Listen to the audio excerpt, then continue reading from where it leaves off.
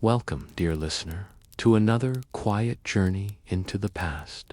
Today, we will wander through the slow, often overlooked moments of history, the ones that shaped lives, ideas, and the world we know, quietly and without fanfare. Here, time moves gently. We will linger in workshops, libraries, and sunlit streets, following ordinary people performing extraordinary acts of patience and care.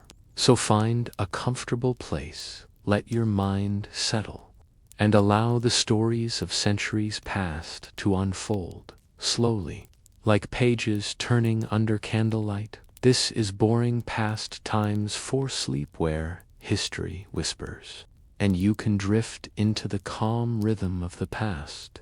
As the seasons shift, so too does the life along the Khmer Canals. You can almost measure time by the water level, the color of the sky, and the smell of the mud. The monsoon rains arrive, gradually at first, then with steady insistence, filling the channels and ponds that snake across the landscape. Villagers monitor the flow carefully, adjusting gates and embankments with practiced hands. In some ways, water management here resembles a form of quiet choreography, each motion calculated, each adjustment made with an eye toward balance. Too little water, and the rice may wilt; too much, and seedlings are drowned. The canals are both protector and adversary, their influence constant and impartial. The maintenance of these waterways is far from simple.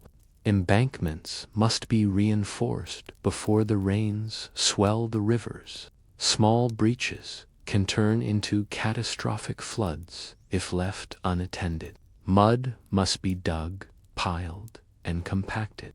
Vegetation planted along the banks to hold the soil.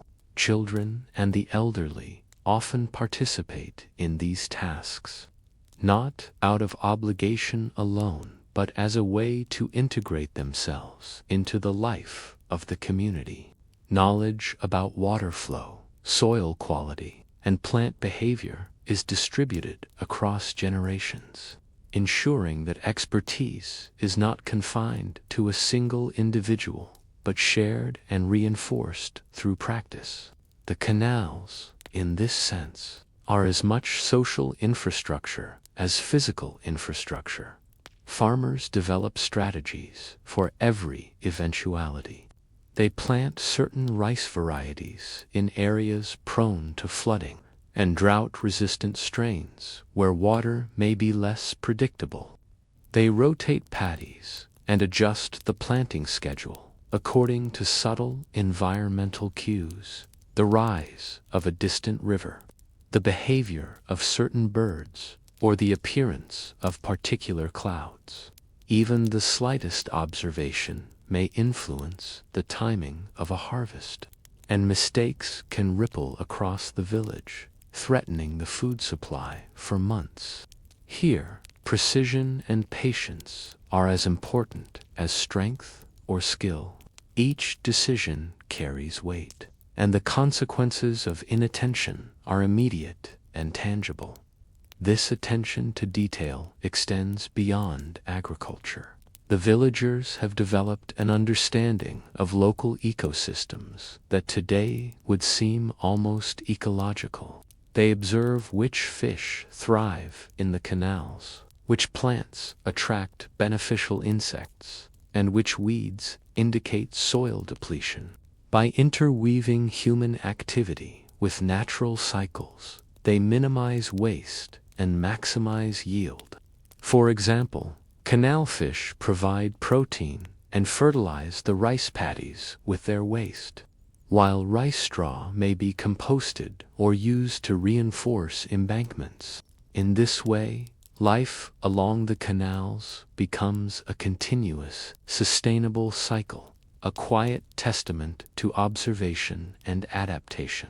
Work along the canals is collaborative. Villagers often gather at the first light of dawn, sharing tasks across families and age groups. Some focus on planting seedlings, others on repairing banks, while a few observe water levels and adjust sluices.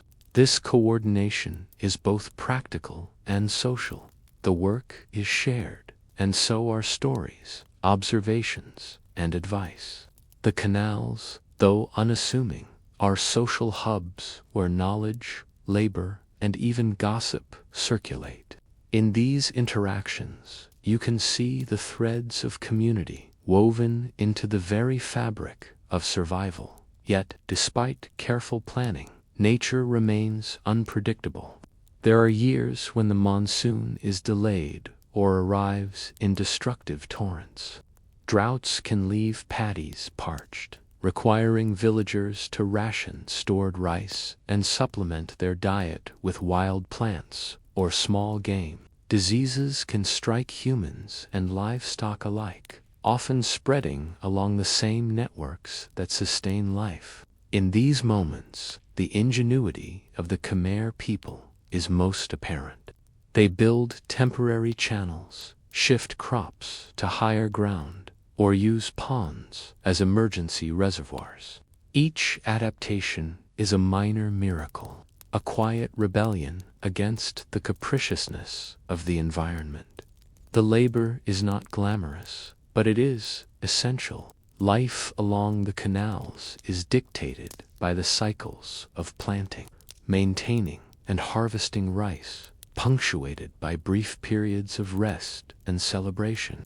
Seasonal festivals often coincide with key points in the agricultural calendar: planting, weeding, and harvesting. These occasions provide rare moments for communal enjoyment, music, and storytelling. Even in such rituals, the theme of water and sustenance is ever present, underscoring the centrality of rice and canals to every aspect of life. Religion, work, and community are seamlessly intertwined, each feeding the other in a subtle, almost imperceptible rhythm. Monks and scholars occasionally wander along the banks, recording observations about water management, agricultural practices, and environmental changes. Some inscribe knowledge into palm leaf manuscripts. Others prefer oral transmission, teaching young apprentices through repeated observation. Through these acts of documentation and instruction, the Khmer were able to preserve knowledge across generations, ensuring that the meticulous planning and labor of one era were not lost to the next. These records, though often mundane in content, reveal an advanced understanding of hydrology and agriculture, rarely acknowledged in popular accounts of the empire. Interestingly, even the architecture of temples reflects this attention to water. The orientation of canals, terraces, and reservoirs often coincides with the placement of temples, suggesting a dual purpose: spiritual significance and practical utility. Temples were not only places of worship, but also markers of water networks, reminding villagers of both the sacred and the necessary. The stone structures stood as silent overseers, but the real guardians of life were the humans tending the fields and canals, whose labor sustained the empire in ways far more profound than any monument could convey. Yet, the Khmer system was not impervious. Even with centuries of knowledge, miscalculations occurred. Seasonal anomalies, political upheaval, or neglect could disrupt the balance, sometimes with dramatic consequences.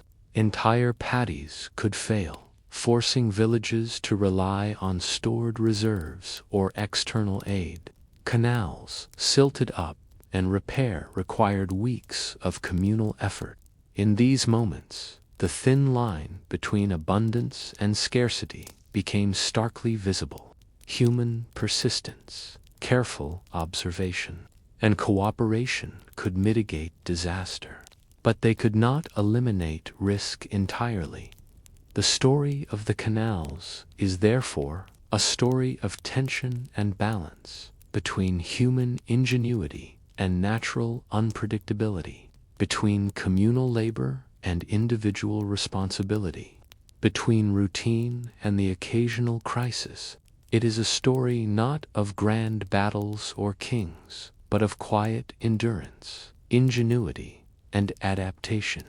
These are the hidden narratives that shaped the Khmer Empire, allowing it to flourish for centuries, sustained by water, mud, and patience. And yet, despite these impressive feats of planning and cooperation, a lingering question remains: how resilient could this system truly be in the face of prolonged change? Could centuries of careful maintenance withstand environmental shifts, social upheaval, or political decline? Would the villagers of the next generation possess the same knowledge, patience, and commitment needed to sustain such a delicate balance? Or would even a minor disruption set in motion a chain of events that might eventually leave the once thriving canals dry and forgotten?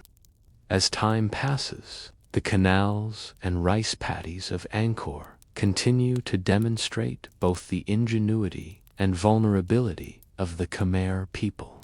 By now, you have walked alongside the waterways, witnessed the planting and maintenance of rice, and observed the quiet rhythms of village life. You have seen how labor, cooperation, and careful attention to the environment allowed ordinary people to sustain extraordinary civilizations. Yet, history, as it often does, carries both achievement and decline, and the story of the canals is no exception. By the 14th and 15th centuries, the Khmer Empire faced challenges that tested even the most sophisticated water systems. Climate shifts brought extended droughts, while occasional monsoons delivered sudden floods. Political instability further complicated maintenance. Rulers who once supported canal repairs became preoccupied with warfare, succession, and diplomacy. Without consistent oversight, sections of the irrigation network fell into disrepair. Embankments weakened, sluices clogged with sediment, and channels became overgrown with reeds and algae. A system perfected over generations now required extraordinary communal effort to survive. Villagers who remained along the canals adapted as best they could. They learned to read the subtle cues of the environment with even greater precision. The cracks in drying mud signaled the urgency of irrigation. The color of the water hinted at impending siltation. The behavior of fish and birds provided indirect warnings about rainfall patterns. Knowledge became increasingly localized, relying less on central oversight and more on the cumulative experience of families who had lived along the same waters for generations. It was a system still functioning, but fragile, delicate balance between human persistence and environmental unpredictability. Despite these challenges, the canals continued to provide sustenance. Rice harvests fluctuated, sometimes generous and sometimes meager. But the daily rhythm of planting, maintaining, and harvesting persisted. Water, once so carefully managed under imperial supervision, now depended heavily on the diligence of local communities. People improvised sluices, dredged silt, and reinforced embankments with what resources were available. These adjustments were rarely permanent, yet they highlight a remarkable truth. Human resilience is often measured not in monumental achievements, but in the quiet persistence to adapt, maintain, and survive amidst uncertainty. The connection between water, rice, and life extended beyond sustenance. As villagers tended paddies, they also nurtured a deep understanding of ecology. They cultivated not only rice, but also fish, ducks, and various plants that contributed to soil fertility. Each year, small innovations and observations were to divert excess water, which paddies to rotate, which seeds to plant in marginal soil, were accumulated into practical wisdom. This body of knowledge, painstakingly transmitted across generations, became as vital to survival as any stone, temple, or royal decree. Religion and ritual continued to play a role in reinforcing these practices. Monks often participated in planting ceremonies, blessing the fields, and reminding communities of the sacred duty to maintain harmony with the natural world. Temples, still standing as silent guardians, marked water levels and guided irrigation planning. Spiritual and practical life intertwined seamlessly.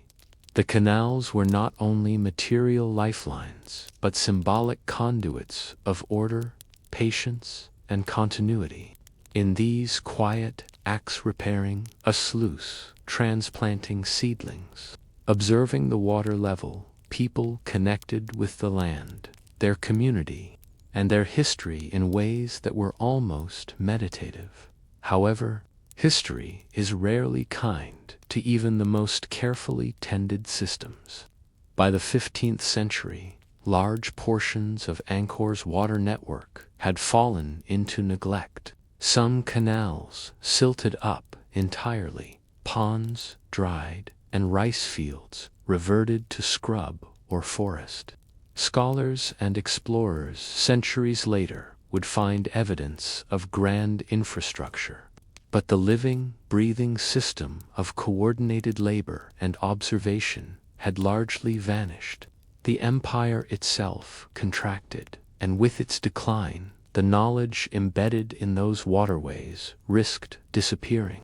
Yet traces remain, remnants of embankments, scattered stone markers, and oral traditions preserved in villages along former canals. These fragments speak of a time when ordinary people, guided by quiet ingenuity and relentless patience, kept an empire nourished and thriving.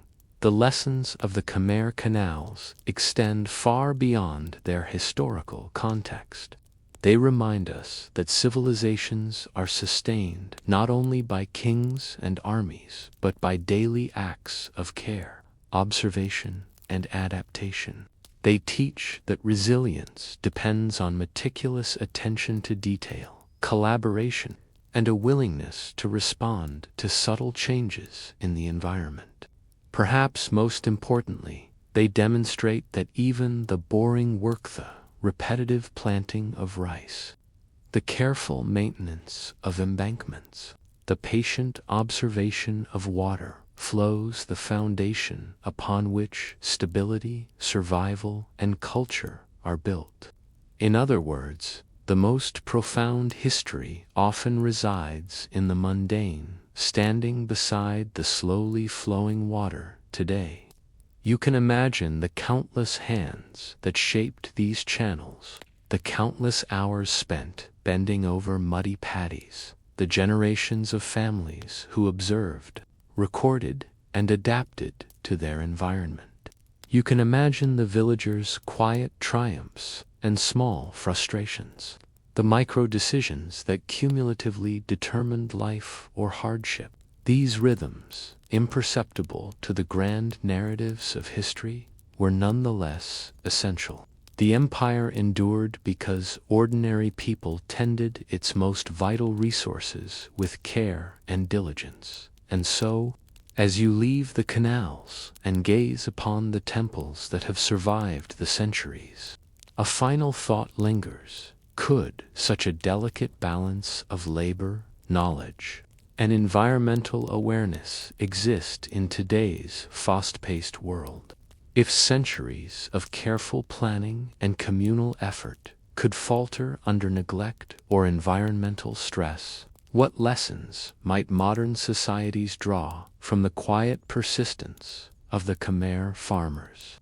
In the end, the canals of Angkor are more than historical artifacts. They are a mirror, reflecting the enduring human need to harmonize with nature, however mundane that harmony may appear. Imagine yourself standing on a gentle slope in the Khmer countryside. The morning mist clings to the terraces, softening the contours of the land and giving the impression of endless, undulating steps carved into the earth. From a distance, it might seem like an orderly repetition, perhaps even monotonous. Yet these terraces, carefully engineered and meticulously maintained, are the result of centuries of observation, experimentation, and adaptation. They are subtle monuments, not of stone, but of soil, water, and human persistence. Terracing was not merely an aesthetic choice or a response to geography. It was a practical solution to the challenges of agriculture in a region with highly variable rainfall and soil types. By cutting the slopes into horizontal steps, farmers could reduce erosion, retain water, and create microenvironments suitable for different crops. Each terrace acts as a miniature reservoir, capturing rainfall and distributing it slowly across the soil. In doing so, the Khmer people transformed landscapes that might otherwise have been marginal or even unproductive into reliable sources of sustenance. The construction of terraces required careful planning. Workers needed to assess the gradient of each slope, the composition of the soil, and the expected flow of water during the monsoon season.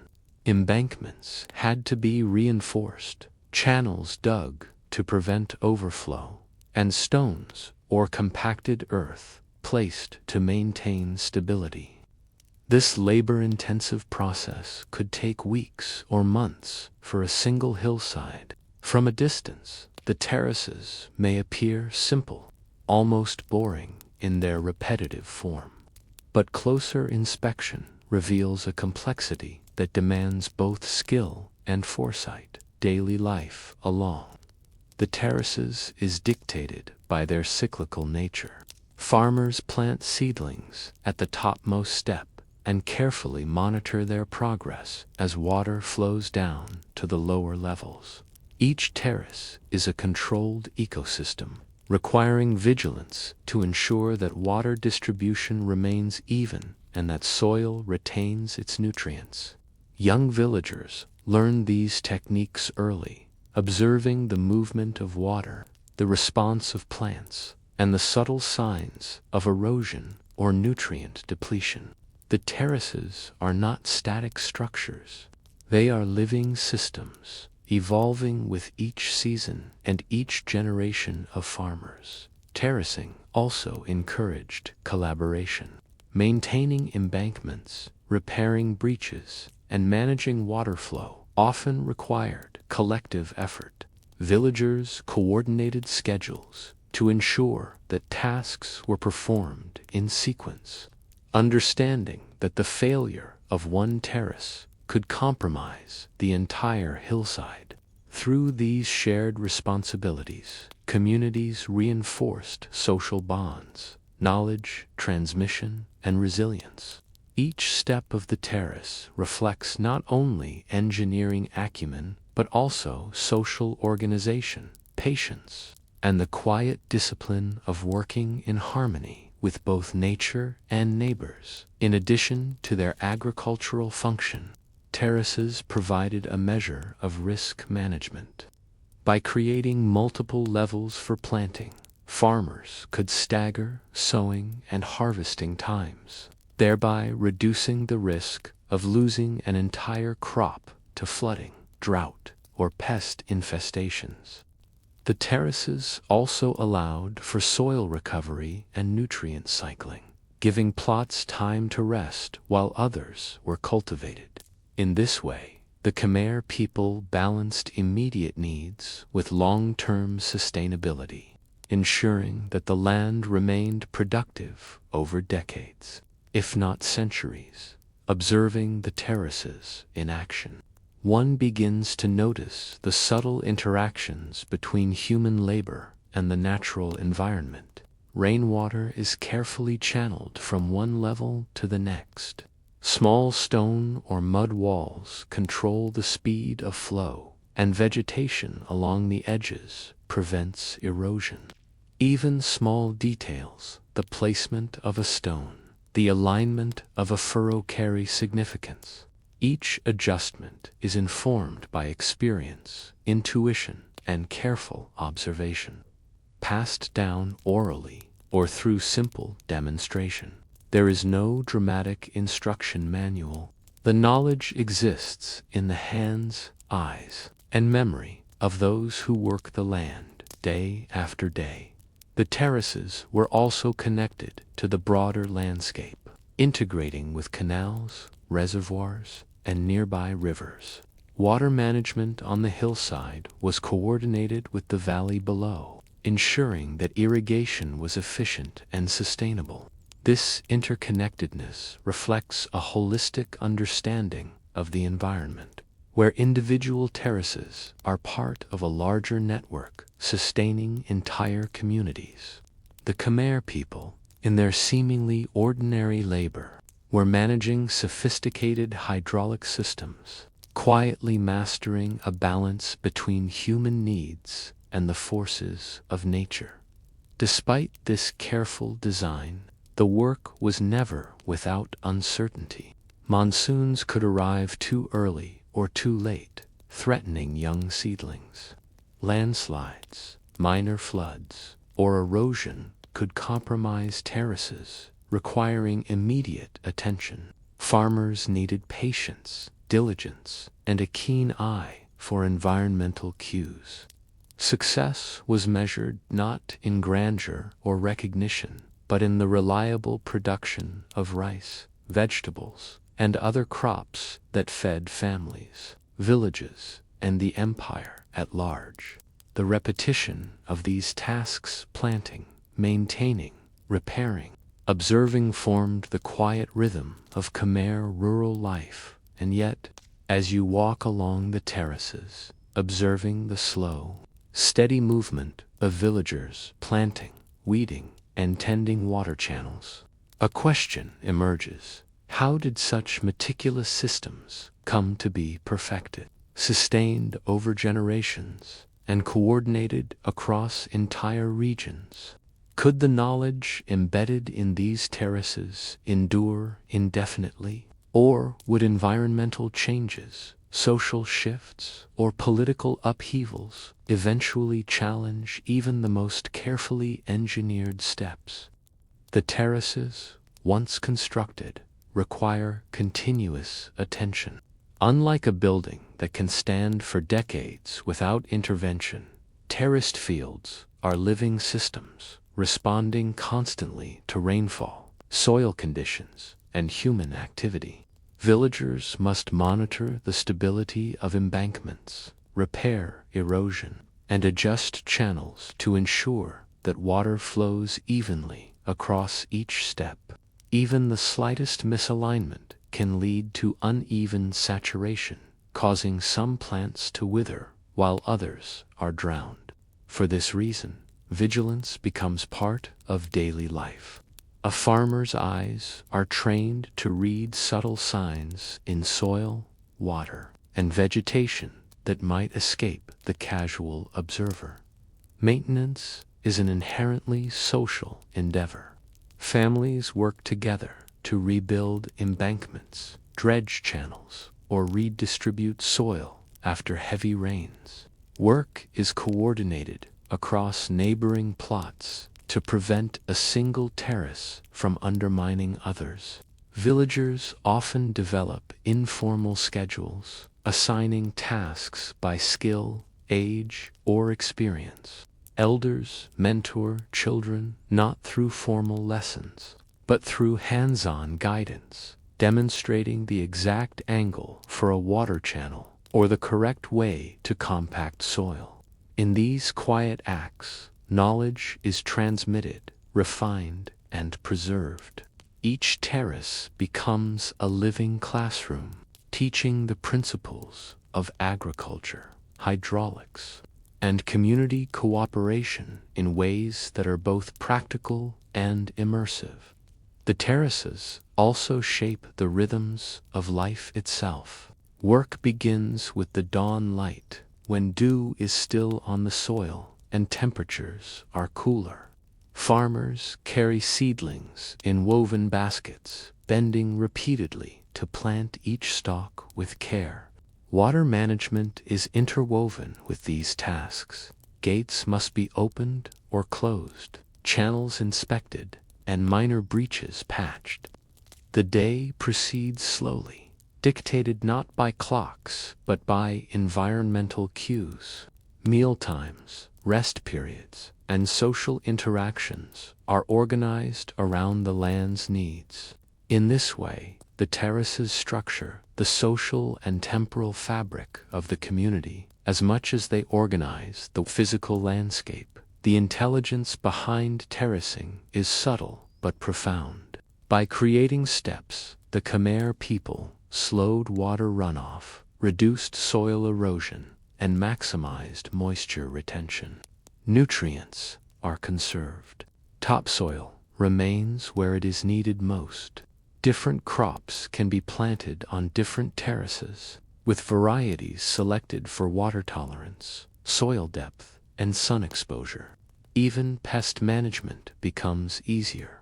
Terraces act as natural barriers, limiting the spread of insects or disease. Each modification is informed by long observation, trial and error, and an intimate understanding of the local ecosystem. These are not abstract scientific principles. They are practical, applied knowledge embedded in every movement of soil and water. The terraces also foster resilience. In years when rainfall is unpredictable, staggered planting across levels ensures that at least some crops survive. Water from higher terraces can be diverted to lower ones in times of scarcity, or stored temporarily for delayed irrigation. Each terrace functions as a buffer against uncertainty, creating redundancy within the agricultural system. Such planning is invisible to outsiders, but it is essential for sustaining large populations over time. The success of the Khmer Empire rested not only on monumental temples or royal authority, but on these small, repetitive acts of foresight performed by countless villagers. Day after day, beyond agriculture, the terraces influence social and cultural life. Festivals, rituals, and communal gatherings often align with key agricultural milestones: planting, weeding, and harvest. Monks may bless the fields, offering prayers for fertility and protection, while villagers exchange news, stories, and advice. The terraces are spaces of labor, learning, and connection. Knowledge of water, soil, and crop cycles becomes a shared cultural heritage, reinforcing a sense of identity and continuity within the community. The repetitive, boring tasks gain meaning through their integration into social and spiritual life. Yet, despite their careful construction and maintenance, terraces are vulnerable. Heavy monsoon rains can collapse embankments. Prolonged drought can parch soil and stress crops. Pests and disease occasionally spread despite precautions. Political instability or population displacement could interrupt routine maintenance, leaving sections to deteriorate.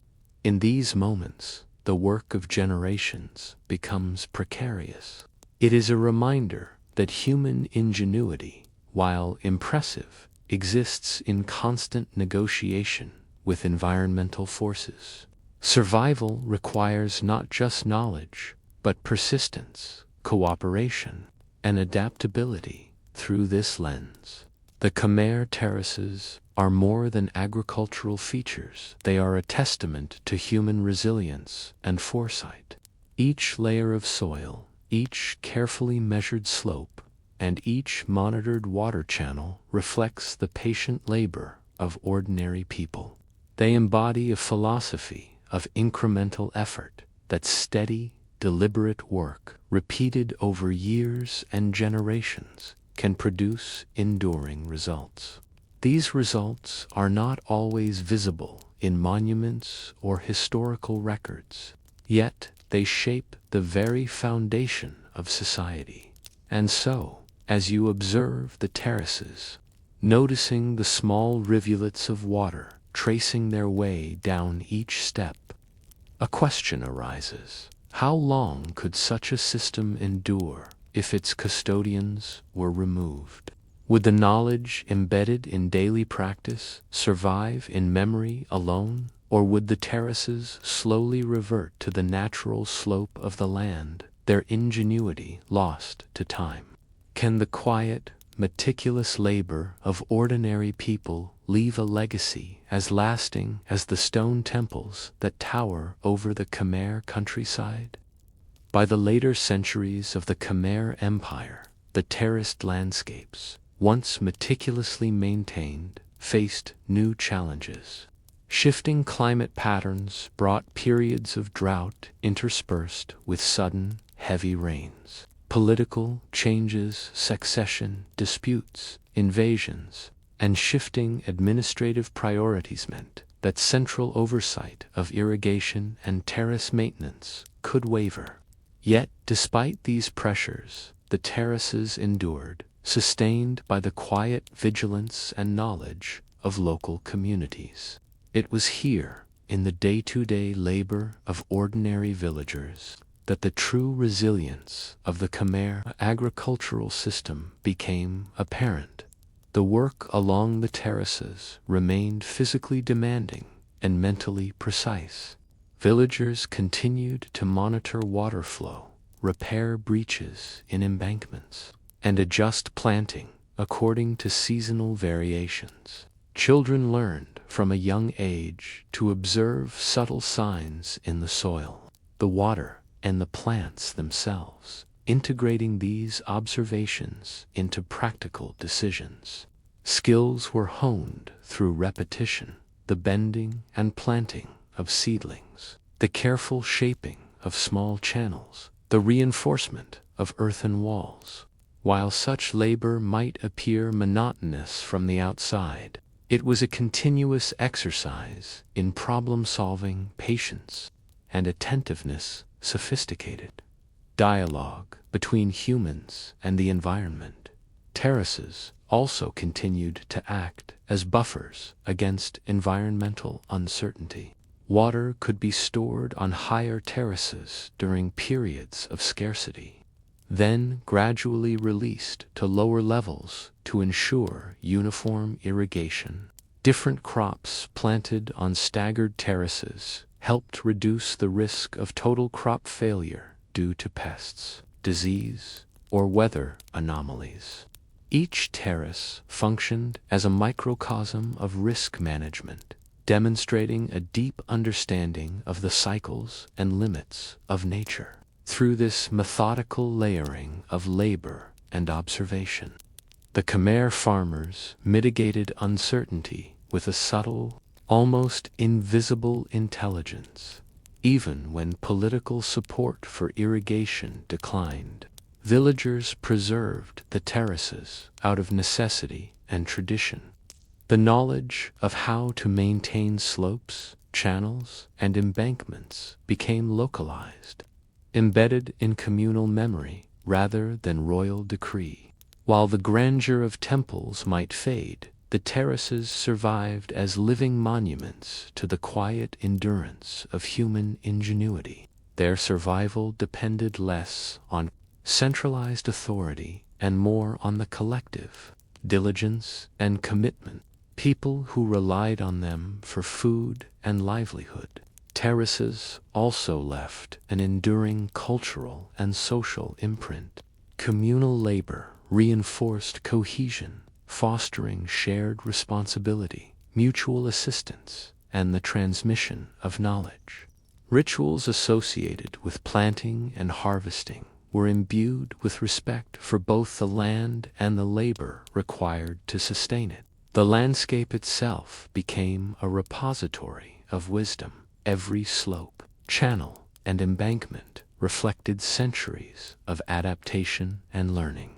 In this way, the Khmer terraces were not only agricultural feats, but repositories of social memory and cultural continuity, quietly preserving the values of patience, foresight, and cooperation despite their sophistication. The terraces were not impervious to decline, neglect, natural disaster, or changing economic conditions could render sections unusable, allowing erosion and vegetation to reclaim slopes. Yet even fragments of terraced landscapes reveal the ingenuity that shaped them. Modern archaeologists, upon studying the remnants, find evidence of carefully measured slopes, water distribution techniques, and soil management practices that demonstrate remarkable foresight and engineering skill. The terraces tell a story not of kings or conquests, but of ordinary people, quietly mastering their environment with persistence and care. The terraces remind us that history is often hidden in the mundane. While temples and palaces dominate memory, it is the repetition of small axe planting, channeling water, repairing embankments that sustained empires and ensured survival. These tasks may seem boring or unremarkable, but they require intelligence, discipline, and long-term vision.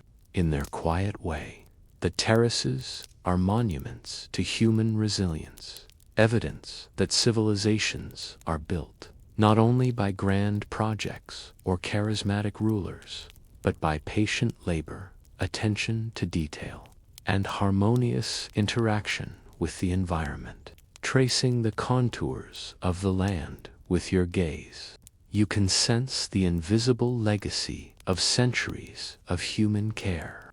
Each step of earth, each channel, each carefully tended plot tells a story of endurance, adaptation, and communal effort. The Khmer terraces offer a lesson that transcends time.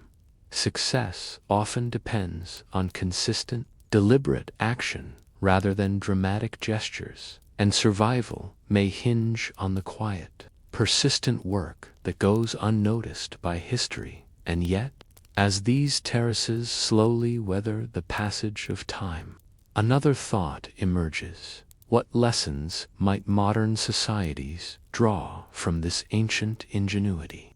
Can the quiet wisdom of careful observation, meticulous labor, and cooperative effort survive in a world dominated by speed, technology, and instant results?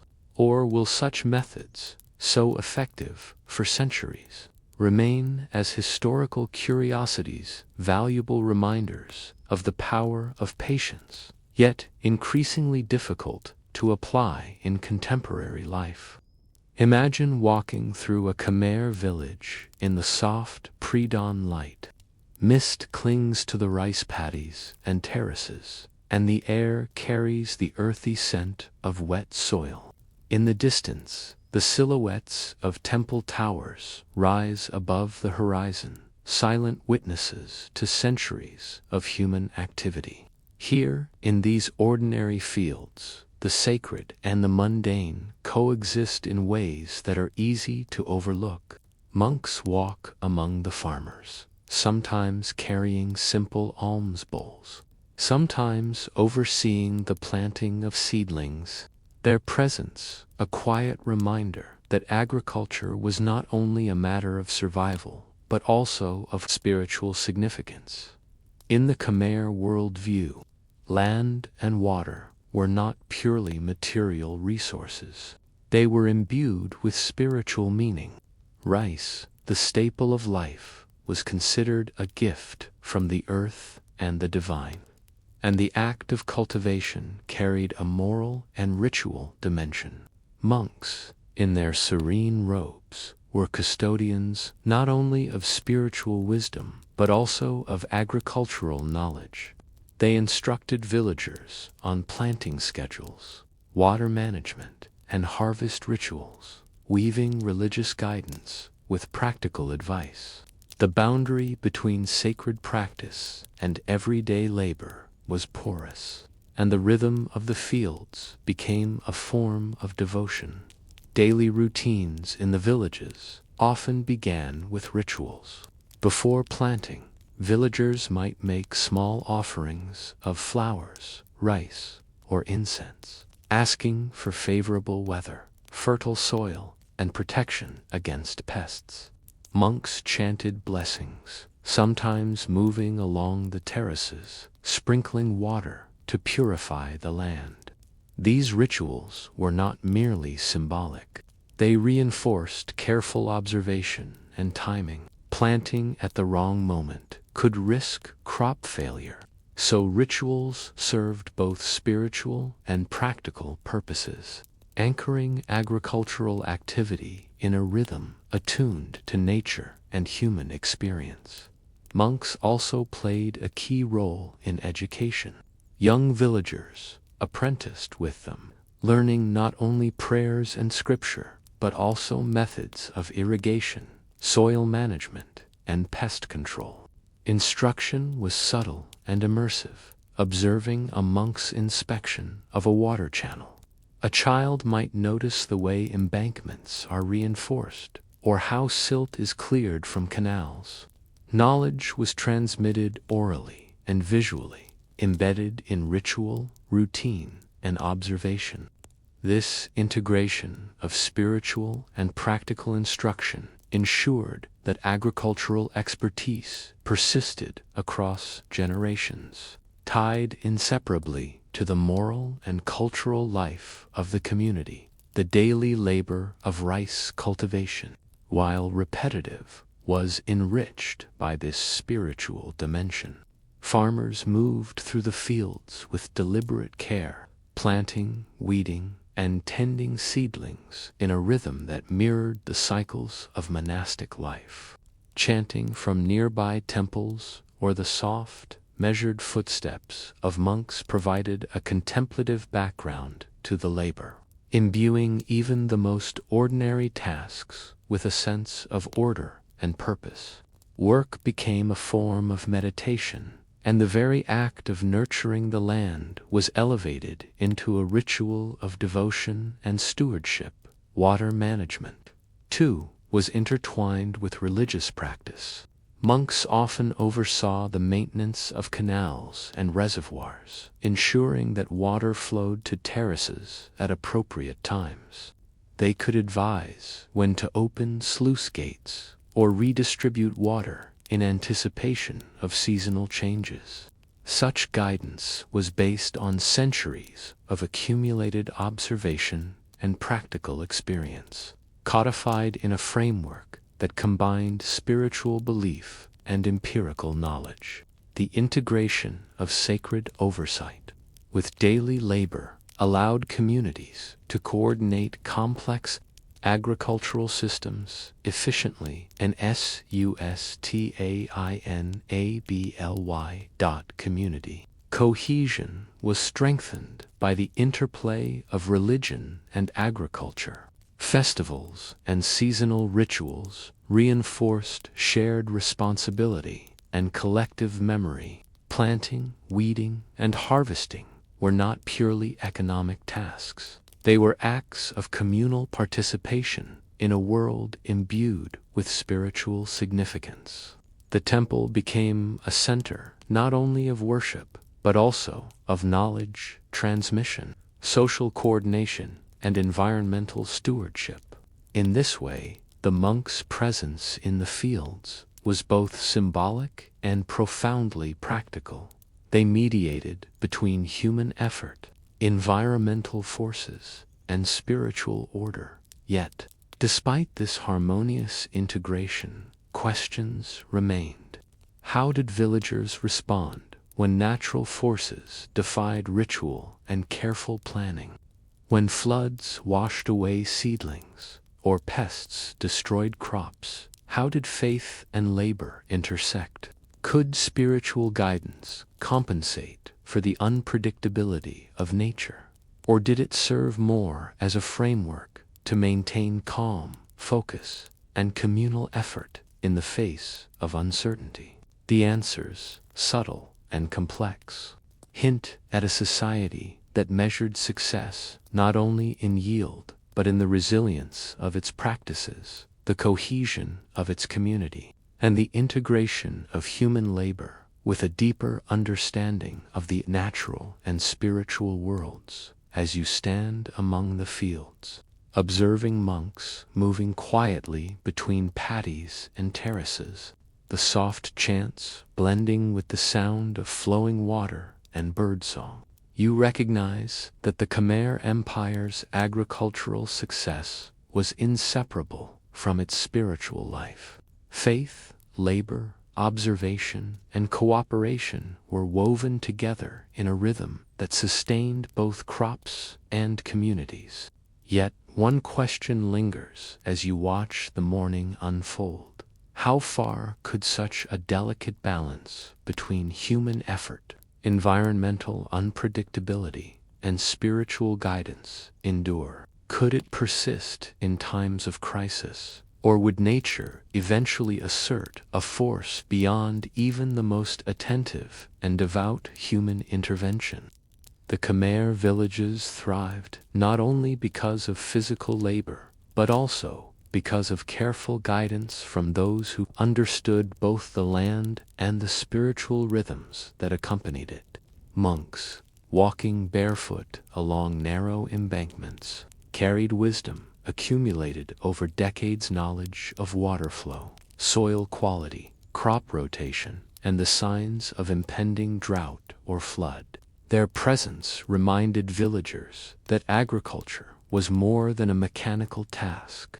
It was a discipline, a form of attentive engagement with the cycles of nature, imbued with moral and spiritual significance.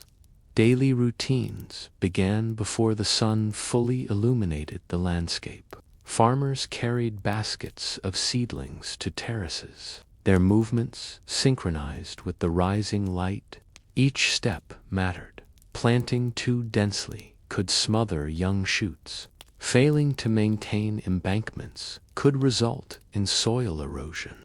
Monks advised on the precise timing of planting, the ideal spacing of seedlings, and even the careful alignment of furrows to optimize water distribution.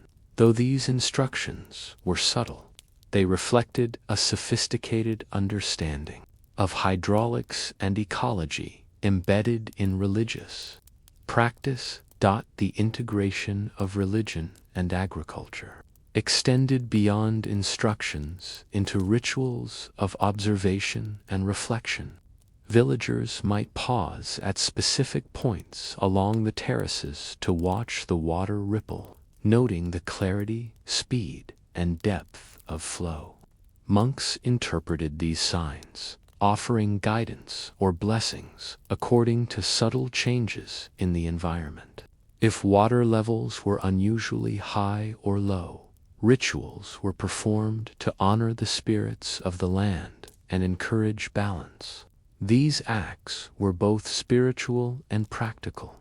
They encouraged attentiveness, reinforced communal responsibility, and provided a framework for managing uncertainty in a complex natural system. Monks also mediated knowledge transmission across generations. Children apprenticed in the monastery learned to read the land as fluently as they read scripture. They observed how embankments were reinforced, how terraces were repaired after heavy rains, and how water was distributed evenly across slopes. Lessons were subtle, a demonstration of sluice management, a corrected planting technique, or an explanation of why certain paddies were left fallow. Through these quiet interactions, technical expertise was intertwined with ethical and spiritual instruction, emphasizing diligence, patience, and respect for the environment. Community cohesion was strengthened by these integrated practices. Seasonal festivals, coinciding with planting, weeding, or harvesting, reinforced social bonds. Villagers gathered to offer small sacrifices, chant blessings, or celebrate a successful yield. Monks officiated and guided these rituals, ensuring that the spiritual significance of agricultural labor was acknowledged and honored. In this way, even repetitive or mundane tasks were invested with meaning, tying the daily rhythm of labor to shared values and collective memory. Labor became both a necessity and a spiritual practice. Despite these systems of guidance and ritual, life remained vulnerable to the forces of nature. Droughts, monsoon surges, and pest infestations occasionally threatened to overwhelm even the most disciplined efforts. Monks' advice and rituals could not control the weather, but they provided frameworks for observation, adaptation, and coordinated response. Villagers learned to anticipate shifts in water levels, to adjust planting schedules, and to reinforce terraces before disasters struck. In this sense, spiritual guidance and practical knowledge were inseparable.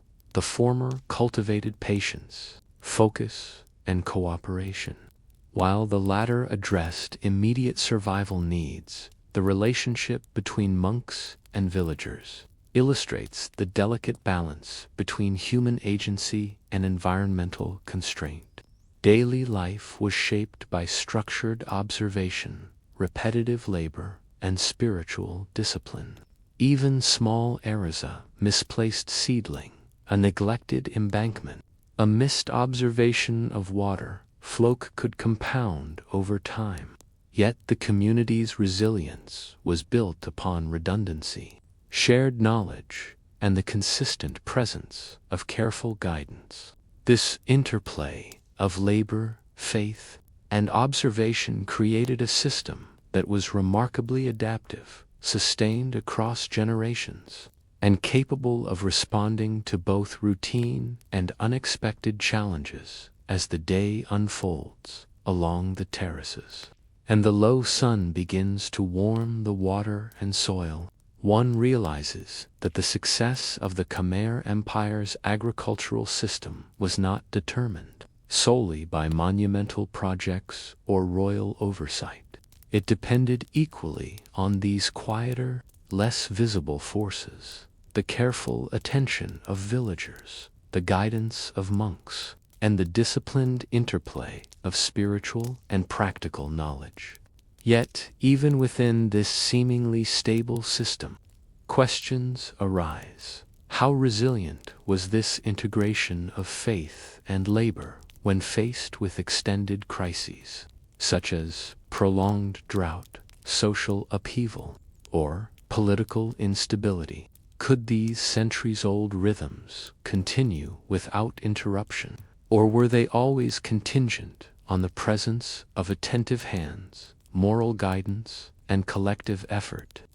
As the centuries progressed, the Khmer agricultural system continued to rely on the subtle interplay between human labor, environmental observation, and spiritual guidance. Monks remained integral to this balance, offering instruction, performing rituals, and maintaining the moral and cultural framework that sustained communities.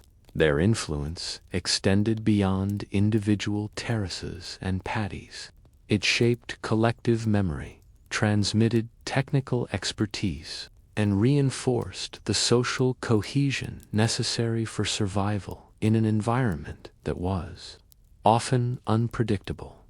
Daily labor remained a disciplined rhythm. Villagers rose before dawn to tend the rice paddies, repair terraces, and manage water flow. Monks moved quietly among them, observing, advising, and sometimes blessing the work. These interactions were never ostentatious, but carried profound significance.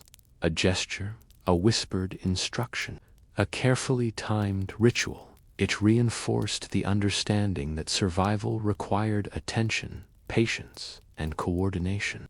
Agriculture was both a physical and a spiritual exercise, a continuous dialogue with the land, with the community, and with forces larger than themselves. The resilience of this system was remarkable.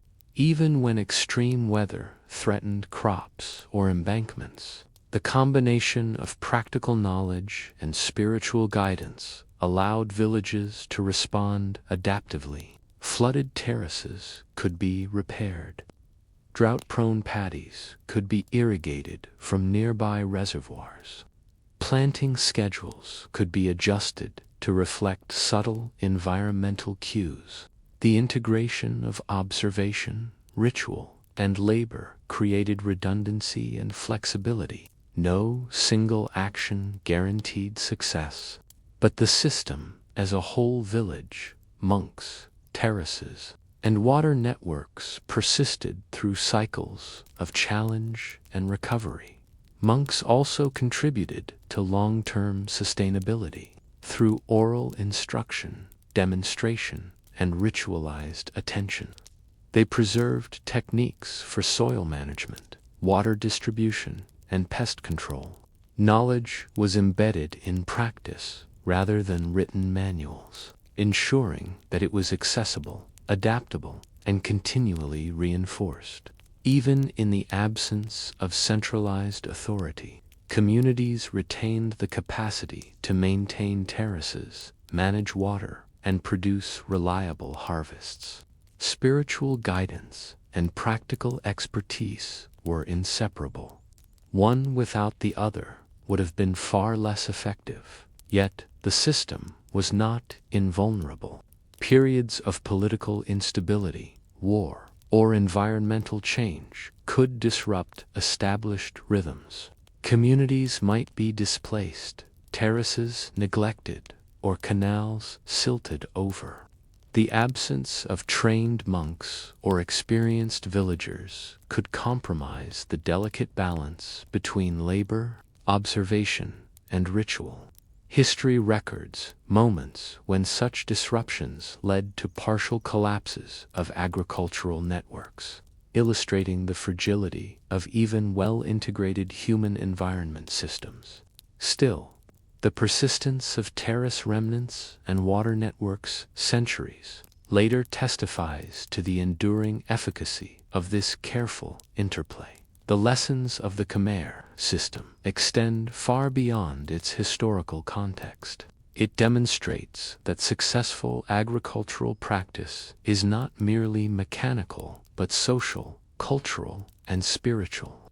It underscores the value of patience, observation, and knowledge transfer across generations. It reminds us that ordinary, repetitive work planting seedlings, reinforcing embankments, monitoring water can have extraordinary consequences when guided by expertise, coordinated community effort, and moral attention to the environment.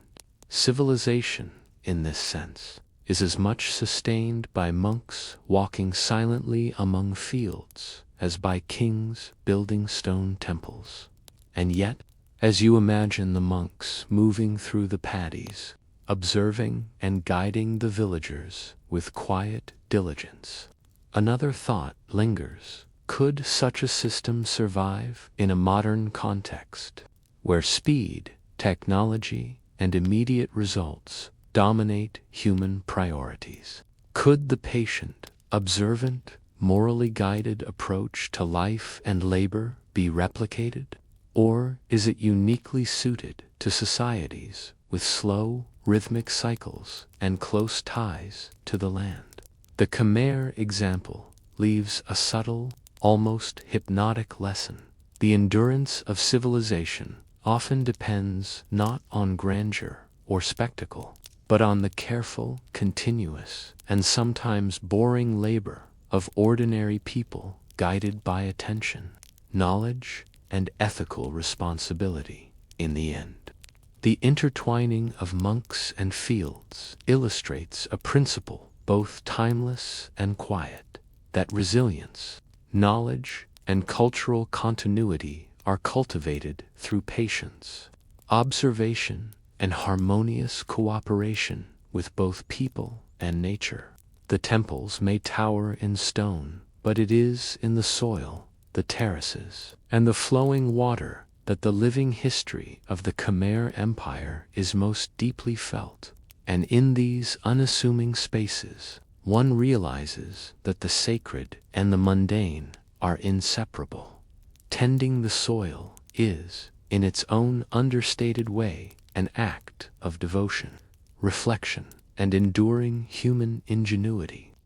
Picture yourself standing on the banks of a slow-moving river in the heart of the Khmer Empire. The morning sun glints on the surface of the water, and a faint mist rises from the wet rice fields nearby. From this vantage point, you begin to understand a fundamental truth about Khmer life. Water was the lifeblood of the empire.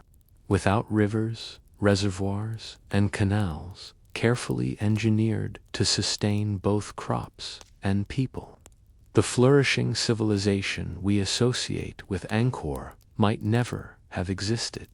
Water was not just a resource.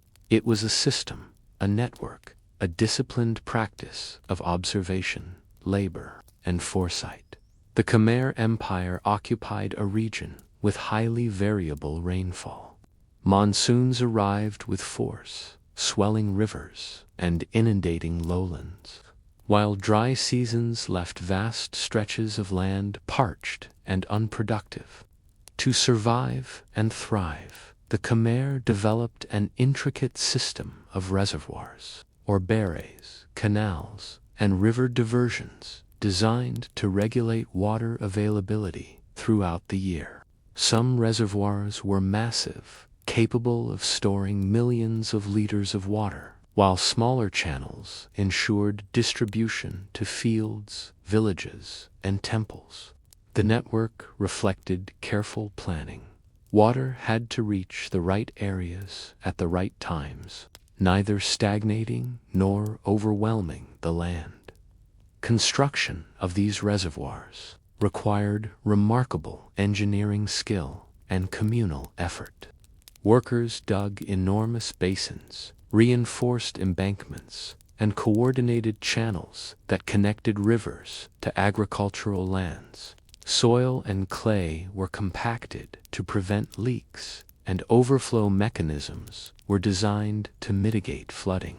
Even small miscalculations could result in disastrous consequences: flooded rice paddies, eroded banks, or water shortages. What may appear to an observer as simple channels of water was, in fact, a delicate balance of hydrology, labor, and environmental observation sustained over decades, if not centuries. Water management was inseparable from agriculture. Farmers depended on reservoirs to store water for the dry season, divert it during planting, and regulate flow for irrigation. Channels had to be cleaned regularly of silt, vegetation, and debris to maintain efficiency. Villagers coordinated labor to ensure that maintenance occurred before monsoon rains, understanding that neglect could threaten not only individual harvests but the survival of the entire community. The work was repetitive and slow, but essential. It required knowledge of local topography, soil composition, and seasonal patterns. Here, ordinary labor became extraordinary in its consequences. Rivers themselves were both lifelines and hazards. Their seasonal cycles provided fertile sediment but also carried the risk of flooding. The Khmer carefully monitored river behavior, noting changes in flow, color, and the presence of aquatic life, all of which could signal impending droughts or floods. Observations were often subtle: a slight rise in water, unusual bird behavior, or a shift in current could prompt adjustments to gates, embankments, or distribution channels. In this way, survival depended not on luck alone but on careful attention, accumulated experience, and coordinated action. The reservoirs, barays, and canals also had social and cultural significance. Many were associated with temples or religious sites, reinforcing the idea that water management was not purely practical but also spiritually meaningful. Offerings might be made to ensure the fertility of the land or the continued flow of water. Rituals coincided with key phases of irrigation, opening sluices, filling reservoirs, or preparing fields for planting. Religion, labor, and water management were seamlessly intertwined, each reinforcing the others and creating a rhythm of life attuned to both nature and belief. Monks, engineers, and village elders often collaborated to maintain this system. The monks contributed spiritual oversight, moral guidance, and observational knowledge, while experienced villagers and engineers managed practical implementation. Knowledge of seasonal cycles, soil types, and water behavior was transmitted orally, reinforced by ritual, and verified through observation. Each year, the network was adjusted and maintained, reflecting centuries of accumulated experience and continuous experimentation. It was a living system, dynamic, fragile, yet remarkably resilient when tended carefully. Despite careful planning, challenges persisted.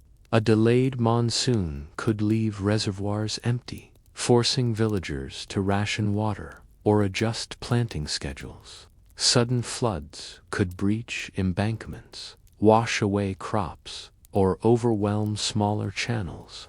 Pests and soil degradation added further uncertainty.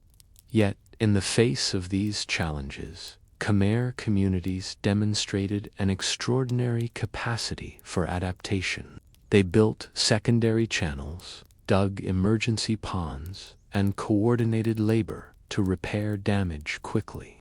These responses were not sporadic heroics, but the product of systems embedded in daily life, transmitted through observation, ritual, and meticulous practice. As you stand by the river, watching water slowly move through canals and over fields, a thought emerges. Could a civilization so dependent on careful observation, communal labor, and precisely maintained water systems endure over centuries without interruption? How much resilience is built into human societies when survival depends on such delicate balances? And what happens when even minor disruptions, social, political, or environmental, threaten the careful choreography of water and life?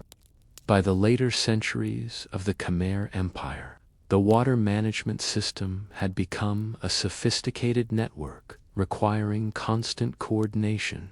Reservoirs, canals, and river diversions were not isolated features.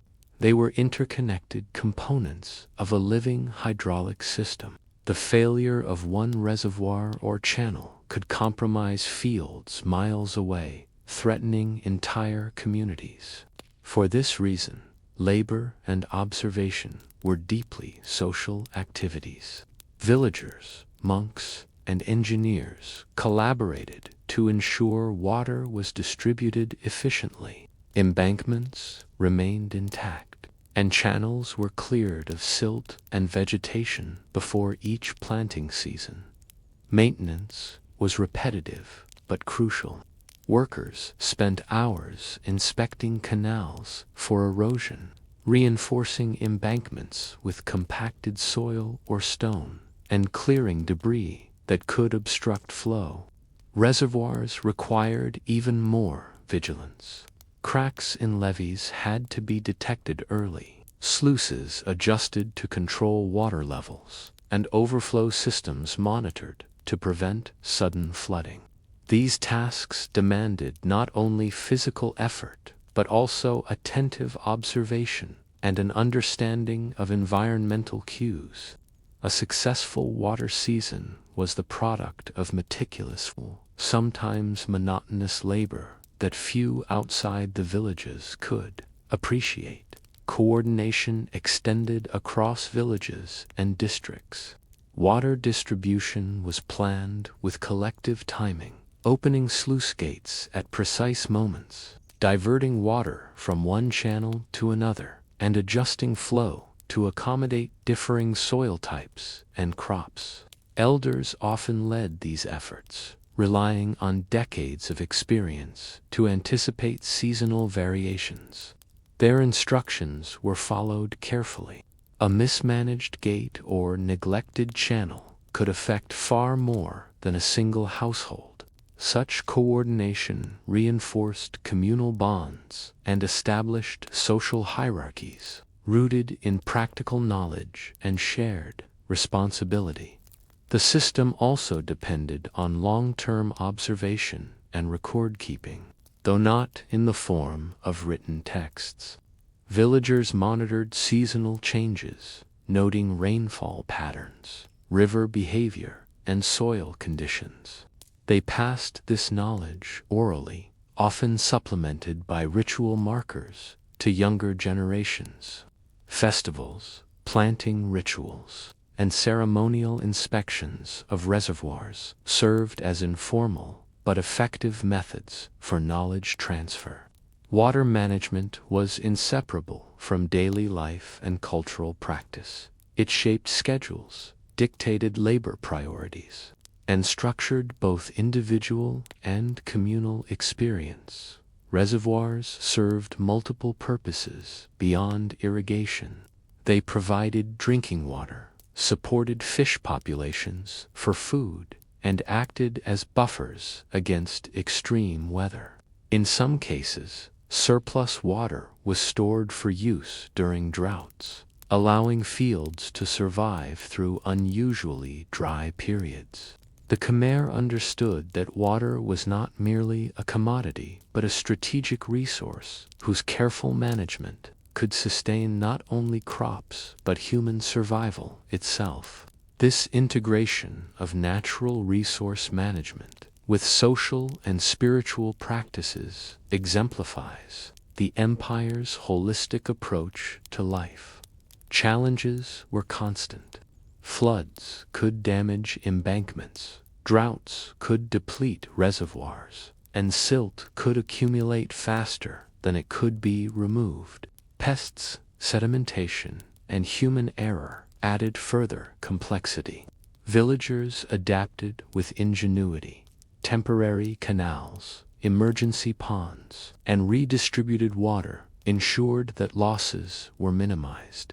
Observations of river behavior, soil moisture, and rainfall trends guided decisions, while rituals and blessings reinforced communal vigilance and moral commitment.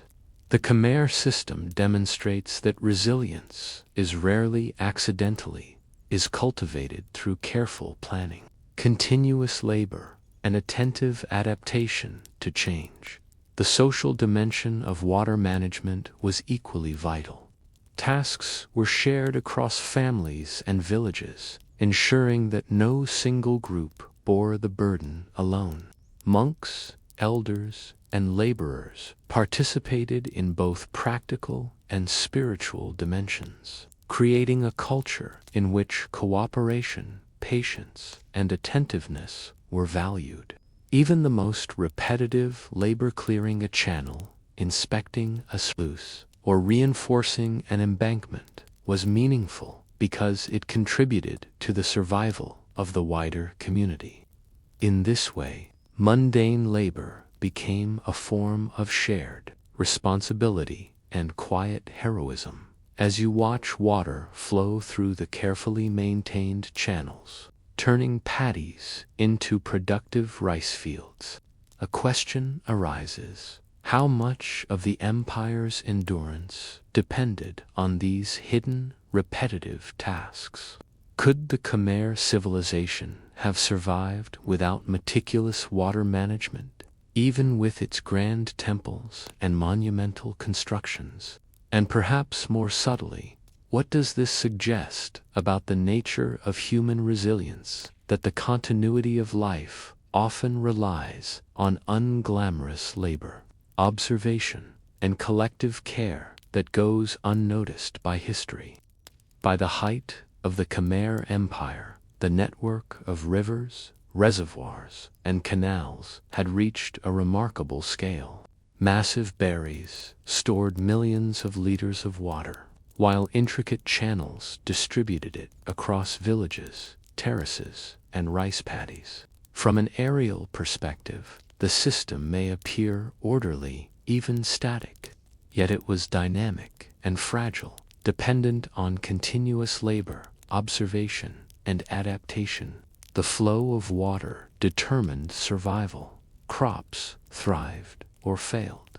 Communities endured or suffered, and the empire's strength was, in part, measured by how effectively it managed its rivers and reservoirs. The daily rhythm of water management was immersive. Villagers inspected channels for leaks, monitored sluice gates, and repaired embankments before dawn. Monks and elders offered guidance, performing blessings, interpreting environmental cues, and ensuring communal coordination. Every action was interconnected. A poorly maintained channel could leave downstream fields parched, while a breach in an embankment could flood terraces and destroy harvests. Success relied not on chance, but on meticulous observation, precise timing, and careful labor repeated day after day, season after season. Reservoirs served as both storage and buffers.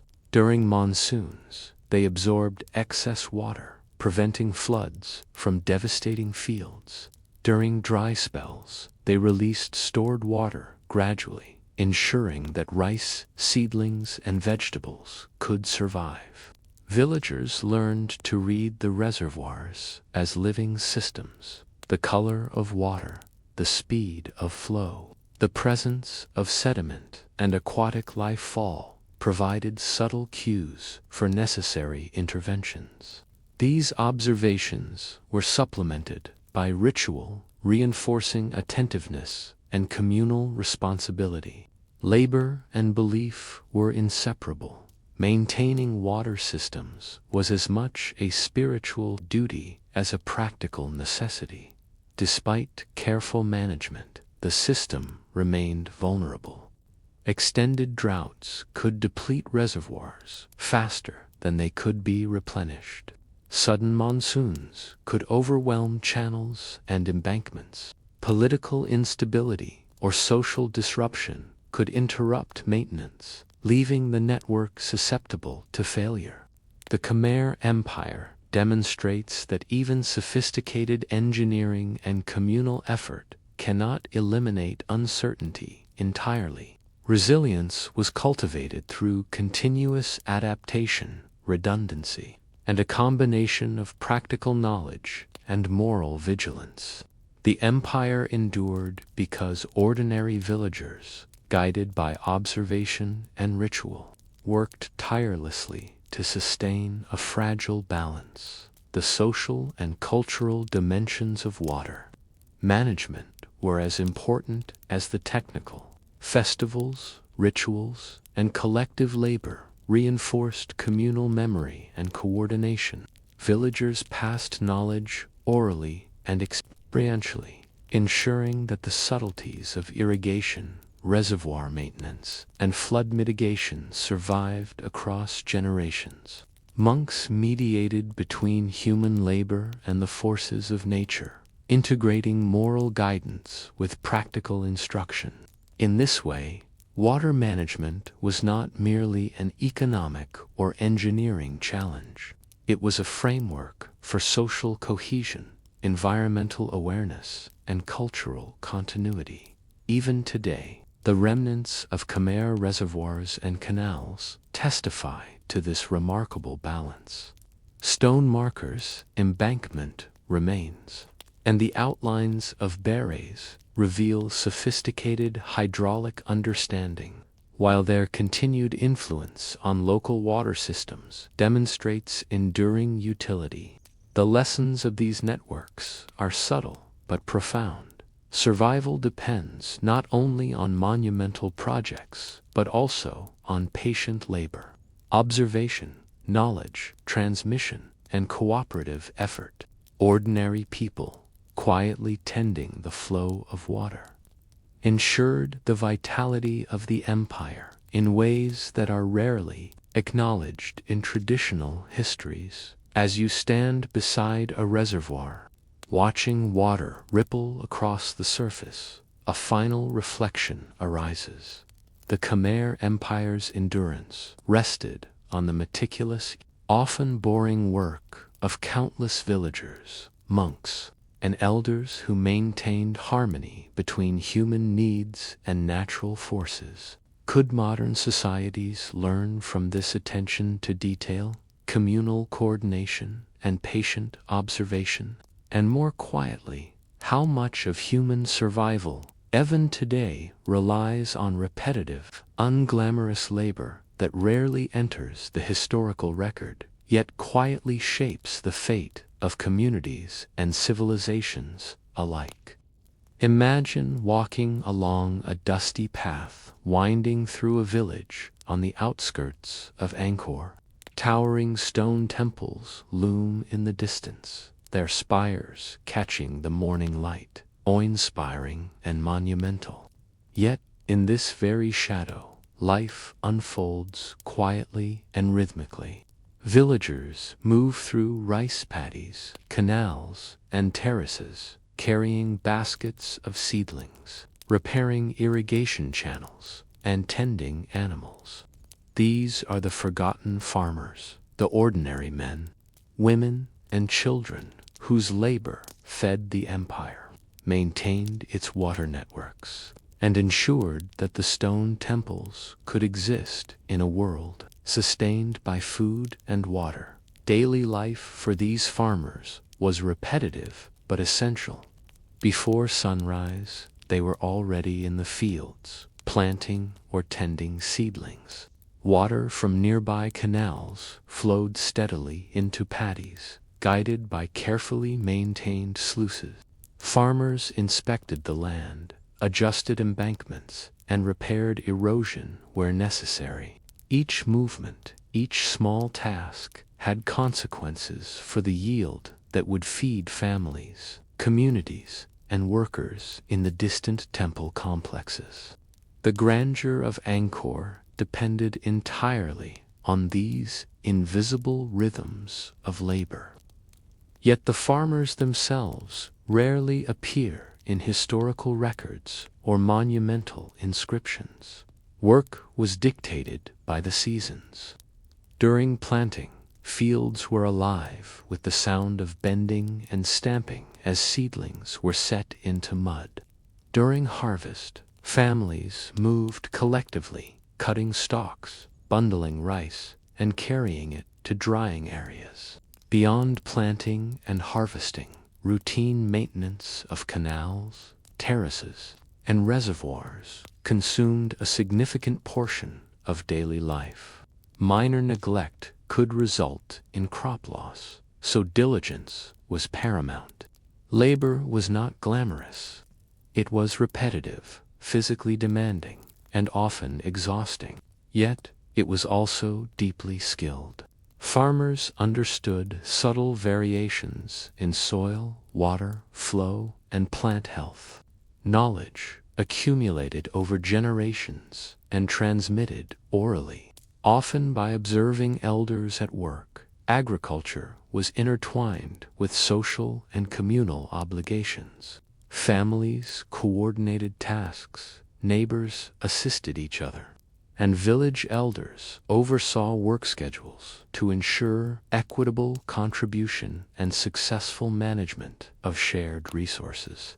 Festivals and rituals punctuated the agricultural calendar, linking mundane labor with spiritual and social life.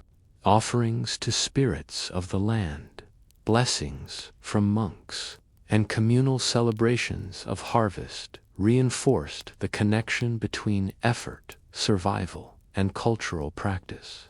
The daily grind of farming was, in its own way, sacred work, a form of devotion to sustaining the community and the empire itself. Despite their importance, these farmers faced constant uncertainty. Floods, droughts, pests, and disease could devastate crops. Shifting political priorities or demands from the royal court could disrupt their routines, redirecting labor toward temple construction or military service. Yet they adapted. Contingency practices, such as staggered planting, water rationing, and rotational use of terraces allowed communities to survive environmental variability. Ingenuity and persistence became as essential as physical strength, and survival was measured not in grandeur but in steady, reliable production. That the knowledge farmers carried was both practical and subtle. They observed patterns in rainfall, the behavior of water in canals, and the growth cycles of rice. Each generation inherited these insights, not from written manuals, but from daily observation and hands-on experience. Mistakes were instructive. A poorly leveled terrace or mismanaged canal became a lesson for the next planting season. Over time, this experiential knowledge created a resilient and adaptive system, one that could sustain vast populations even without central oversight, relying instead on the quiet wisdom of ordinary people.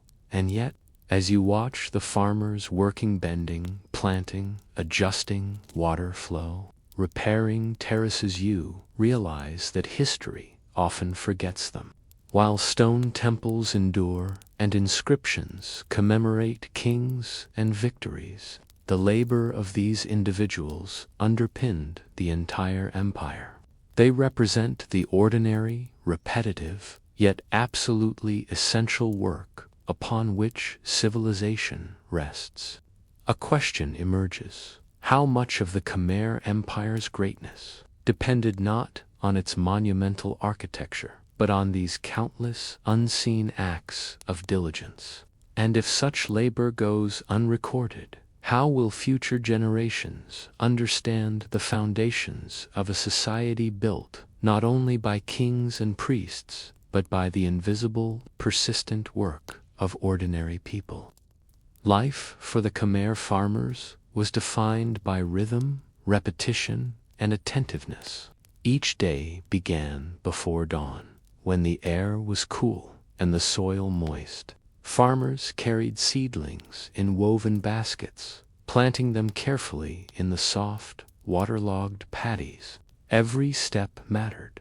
Planting too densely could stunt growth, while gaps left unfilled could reduce yields. Beyond planting, attention to water management dominated daily routines. Sluice gates had to be monitored, canals cleaned of sediment and vegetation, and terraces repaired from erosion caused by rainfall.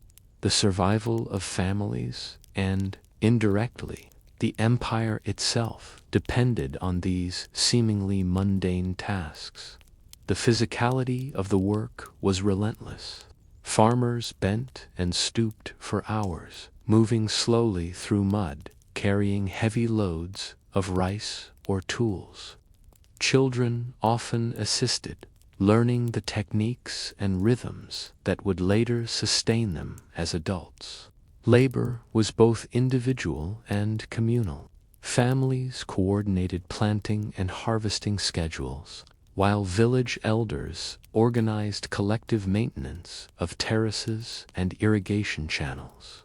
There was a hierarchy of knowledge. Elders and experienced farmers advised on water distribution, soil quality, and timing, while younger villagers executed the labor under careful supervision.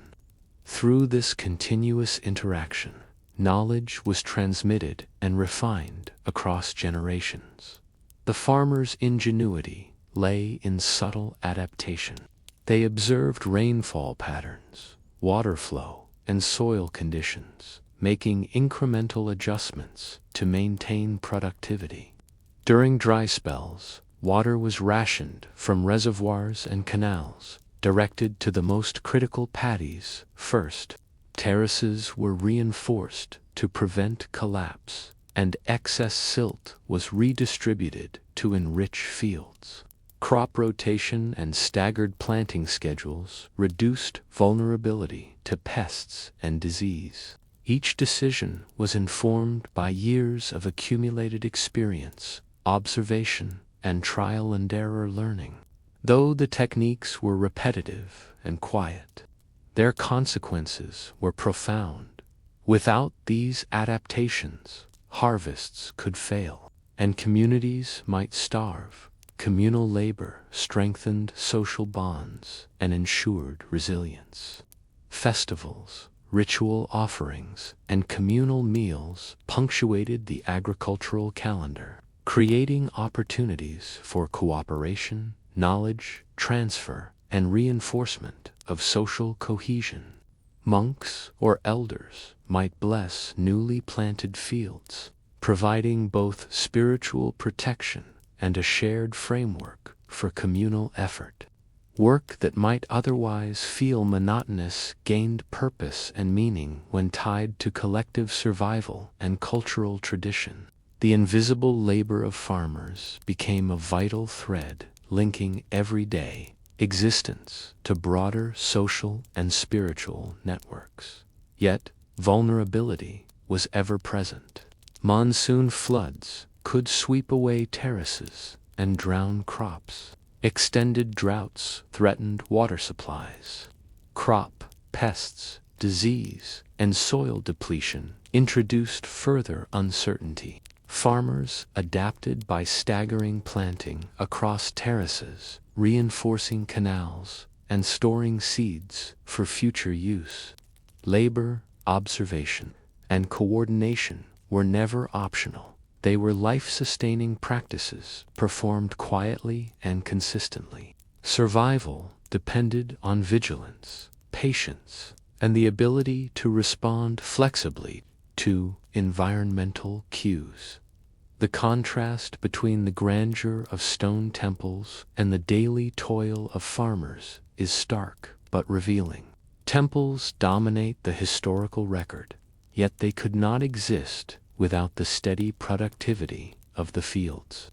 Each block of stone rested indirectly on the labor of countless villagers who ensured food, water, and stability for the empire. The empire's longevity, therefore, depended less on monumental construction and more on the persistence, skill, and subtle intelligence of its ordinary people. In observing their routines, one appreciates that the foundation of civilization is not always visible or celebrated, is built in mud, water, and patience as you watch farmers tending paddies, repairing embankments, and monitoring canals. A quiet thought emerges. What would happen if this labor were suddenly disrupted? Could the empire continue to thrive without the daily, meticulous attention to water, soil, and crops? And more profoundly, how often does history overlook the ordinary laborers whose persistence underpins great achievements, leaving us to marvel at monuments without understanding the invisible work that sustained them. As the Khmer Empire reached its height, the daily labor of ordinary farmers continued, largely unnoticed in the shadow of monumental temples. Yet, it was their work that ensured the empire could feed its population, sustain temple projects, and maintain the intricate water and agricultural systems upon which everything depended. Planting, tending, repairing, and harvesting were repeated year after year, a cycle of effort that few outside the villages fully appreciated. In these repetitive motions lay both the resilience of the empire and the quiet ingenuity of its people. Farmers refined their techniques over generations.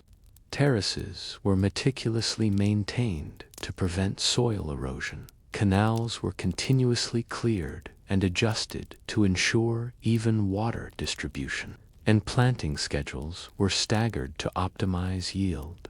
Knowledge was shared orally, observed in practice, and reinforced through ritual and communal cooperation. Children learned by watching elders, internalizing subtle lessons about water management, soil quality, and plant growth. These ordinary, often tedious actions were cumulative, allowing communities to survive environmental fluctuations and sustain the empire for centuries. Communal organization remained central to agricultural success. Villages coordinated labor for canal maintenance, terrace repair, and water redistribution, often under the guidance of elders or local leaders. Festivals and rituals punctuated these cycles, reinforcing collective responsibility and linking labor to cultural and spiritual practice. Even in the most monotonous tasks, removing silt from a canal, checking sluice gates, or planting seedlings, row by row, farmers engaged in deliberate, purposeful action that had significant consequences. Their work was invisible to most historical accounts, yet it was as critical to the empire's survival as any royal decree or stone monument. The farmers' resilience was continuously tested. Seasonal floods, droughts, pests, and crop disease introduced unpredictability into every harvest. Social disruptions, whether due to political instability or demands for labor on temple projects, added further strain. Yet, through careful observation, communal coordination, and incremental adaptation, villagers found ways to mitigate risk. Contingency measures, emergency ponds, reinforced terraces, seed storage, and staggered planting demonstrate a sophisticated understanding of both natural systems and human organization. Survival relied not on grand interventions, but on continuous, disciplined, and careful effort. The contrast between the empire's visible grandeur and the invisible labor sustaining it is striking. Temples, canals, and reservoirs endure as testament to the ingenuity of engineers, priests, and rulers, but they could not have existed without the sustained labor of the farmers. Every stone, every channel of water, and every harvested grain depended on countless hours of repetitive, methodical work performed quietly by ordinary people. Their labor was not celebrated in inscriptions or monuments, yet it formed the very foundation of civilization in this region. The lives of these forgotten farmers also provide a subtle lesson about human persistence. Civilization is rarely built solely through extraordinary acts or monumental projects. It is maintained through consistent, diligent, and often unremarkable work. Daily attention to small details, water flow, soil fertility, terrace stability can have profound long-term consequences.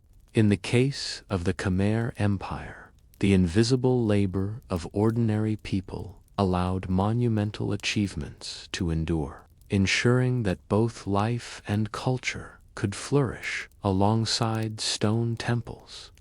As you observe a village at dawn, with farmers moving slowly through wet paddies, repairing embankments, and tending canals, a quiet reflection emerges. The foundations of human societies are often hidden, composed of acts so ordinary they escape historical memory.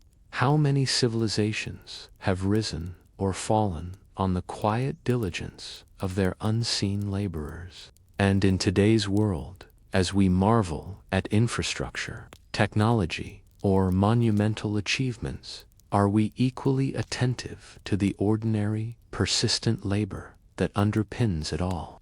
The story of the forgotten Khmer farmers reminds us that history is not only the record of kings, temples, or wars.